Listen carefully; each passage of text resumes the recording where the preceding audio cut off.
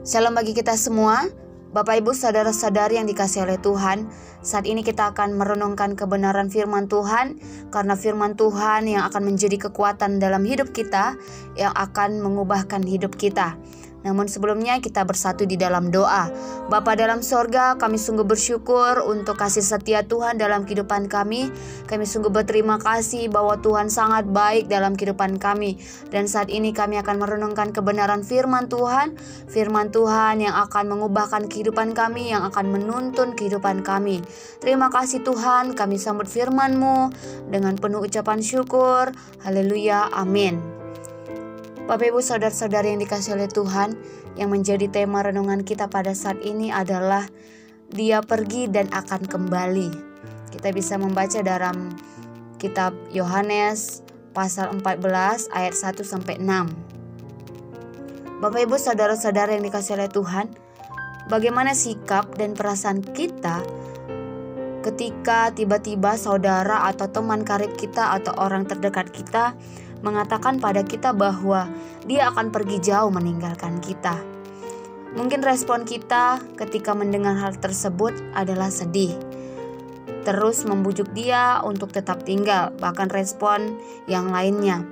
Nah, Bapak Ibu saudara-saudara yang dikasihi oleh Tuhan, dalam kitab Yohanes 14 ayat 1-6 menjelaskan bagaimana kegelisahan para murid. Nah, di sini ketika Yesus menyampaikan bahwa sebentar lagi Dia bersama-sama para murid, menyebabkan para murid menjadi resah, kasak-kusuk dan tidak tenang. Bahkan Petrus dengan kesombongannya mengatakan bahwa ia akan memberikan nyawanya asalkan ia dapat mengikutinya kemana ia pergi. Kita bisa melihat di ayat 38. Ketika Yesus melihat keresahan dan kegelisahan para murid, maka Yesus berkata kepada mereka, "Janganlah gelisah hatimu." Hal itu dalam rangka menenangkan mereka. Bahkan Tuhan Yesus berjanji bahwa nanti suatu saat mereka akan bersama-sama dengan Yesus.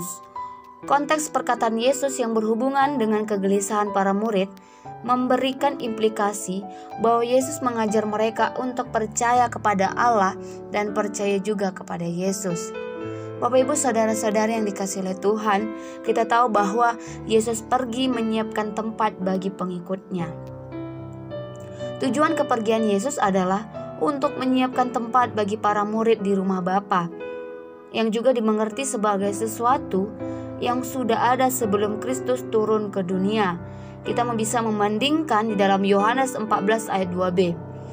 Namun dengan demikian, kematian Kristus, murid-murid dimungkinkan untuk tinggal bersama Yesus di rumah Bapa tersebut. Kepergian Yesus ke rumah Bapa bukanlah kepergian tanpa tujuan atau demi kepentingan dirinya sendiri, melainkan demi kepentingan murid-muridnya. Dengan kata lain, Kristus tidak naik ke surga sekedar untuk tinggal di sana, melainkan menyediakan hal-hal surgawi yang akan diwariskan kepada orang-orang percaya.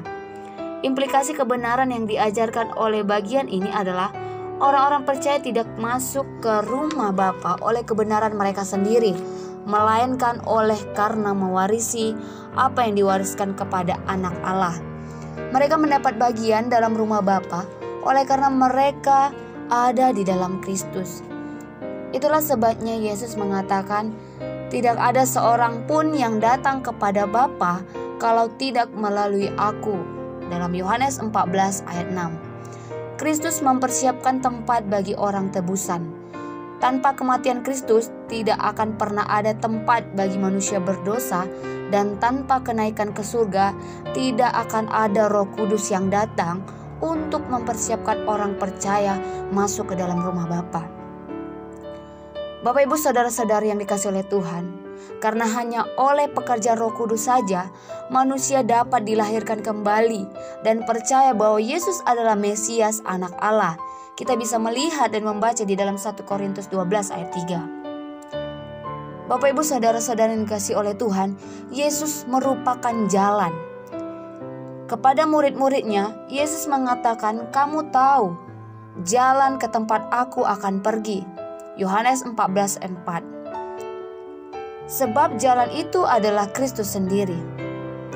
Namun murid-murid seringkali tidak mengerti perkataan Yesus karena mereka tidak memberikan telinga dengan baik, sehingga mereka sangat lambat memahami apa yang Yesus ajarkan.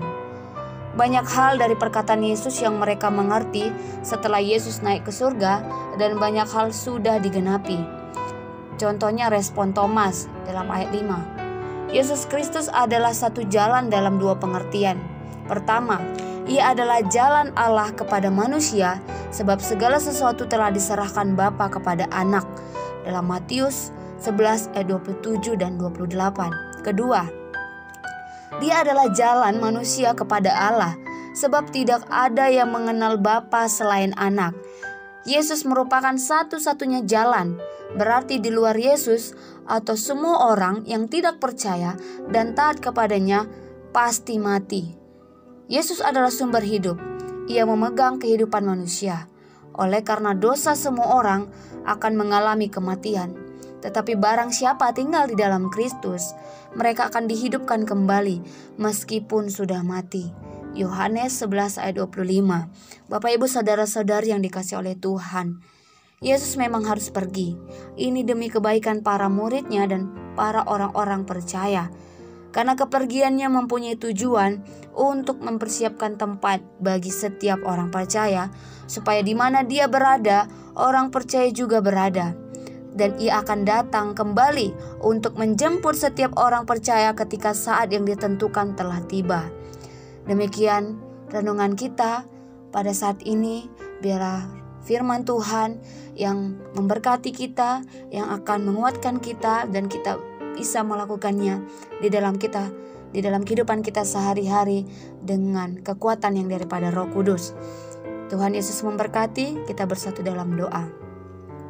Tuhan Yesus, kami sungguh bersyukur untuk firman Tuhan yang sudah kami renungkan. Kami percaya Tuhan, dengan firman Tuhan kami memperoleh kekuatan yang baru, dan kami meminta hanya kepada Roh Kudus untuk memampukan kami untuk melakukannya dalam kehidupan kami sehari-hari.